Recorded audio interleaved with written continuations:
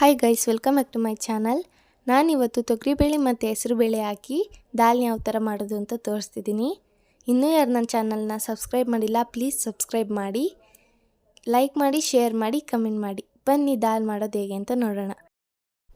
ನಾನಿಲ್ಲಿ 3/4 ಬೌಲ್ ತೊಗರಿಬೇಳೆ ಮತ್ತು ಹೆಸರುಬೇಳೆನ ತೊಳೆದು ಒಂದು ಕುಕ್ಕರ್ಗೆ ಹಾಕಿ 1 ಲೋಟ ನೀರು ಹಾಕಿ 2 ವಿಜಿಲ್ ಕೂಗಿಸ್ಕೊಳ್ತಾ ಇದ್ದೀನಿ.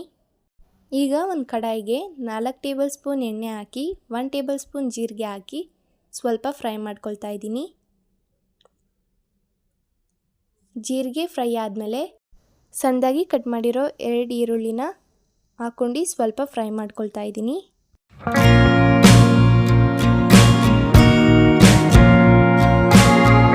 ಈರುಳ್ಳಿ ಸ್ವಲ್ಪ ಫ್ರೈ ಆಗಿದೆ. ಈಗ 5 ಹಸಿರುಮೆಣಸಿನ್ಕಾಯಿನ ಹಾಕಿ ಸ್ವಲ್ಪ ಫ್ರೈ ಮಾಡ್ಕೊಳ್ತಾ ಇದ್ದೀನಿ. ಸಣ್ಣದಾಗಿ ಕಟ್ ಮಾಡಿರೋ 4 ಟೊಮೆಟೊನ ಹಾಕ್ಕೊಂಡು ಚೆನ್ನಾಗಿ ಫ್ರೈ ಮಾಡ್ಕೊಳ್ತಾ ಇದ್ದೀನಿ. ತೊಗರಿಬೇಳೆ ಮತ್ತು ಹೆಸರುಬೇಳೆ ಚೆನ್ನಾಗಿ ಬೆಂದಿತ್ತು. ಈಗ ಸ್ಮ್ಯಾಶ್ ಮಾಡ್ಕೊಳ್ತಾ ಇದ್ದೀನಿ.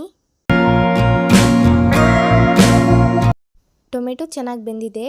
ಈಗ 1 ಟೇಬಲ್ ಸ್ಪೂನ್ ಶುಂಠಿ ಬೆಳ್ಳುಳ್ಳಿ ಪೇಸ್ಟ್ ಹಾಕಿ ಹಸಿ ವಾಸನೆ ಹೋಗೋ ತನಕ ಚೆನ್ನಾಗಿ ಫ್ರೈ ಮಾಡ್ಕೊಳ್ತಾ ಇದ್ದೀನಿ. ಈಗ 1/4 ಟೀ ಸ್ಪೂನ್ ಅರಿಶಿಣದ ಪುಡಿ ಮತ್ತು ಅರ್ಧ ಟೇಬಲ್ ಸ್ಪೂನ್ ಅಚ್ಚ ಖಾರದ ಪುಡಿ ಹಾಕಿ ಚೆನ್ನಾಗಿ ಫ್ರೈ ಮಾಡ್ಕೊಳ್ತಾ ಇದ್ದೀನಿ. ಈಗ ಇದನ್ನ ಚೆನ್ನಾಗಿ ಎಣ್ಣೆ ಬಿಡೋ ತನಕ ಫ್ರೈ ಮಾಡ್ಕೊಳ್ಳೋಣ.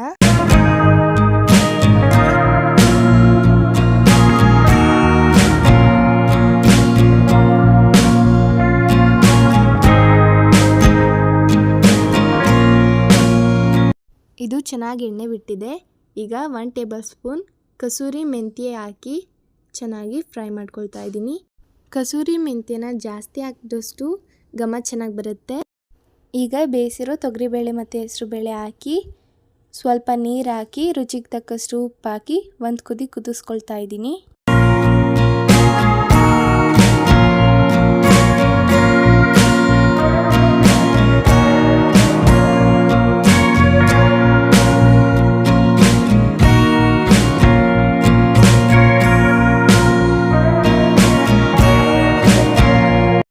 ಈಗ ದಾಲ್ ರೆಡಿಯಾಗಿದೆ. ಸ್ವಲ್ಪ ಕೊತ್ತಂಬರಿ ಸೊಪ್ಪು ಹಾಕಿ ಸ್ಟವ್ ಆಫ್ ಮಾಡ್ಕೊಳ್ತಾ ಇದ್ದೀನಿ. ಈ ದಾಲ್ನ ನೀವು ಪೂರಿ ಜೊತೆ, ಪರೋಟ ಜೊತೆ, ಚಪಾತಿ ಜೊತೆ ಸ್ವಲ್ಪ ತಿಳಿಯಾಗಿ ಮಾಡಿಕೊಂಡ್ರೆ ರೈಸ್ ಜೊತೆ ಕೂಡ ತಿನ್ಬೋದು. ತುಂಬ ಚೆನ್ನಾಗಿರುತ್ತೆ. Thanks for watching. ಬಾಯ್.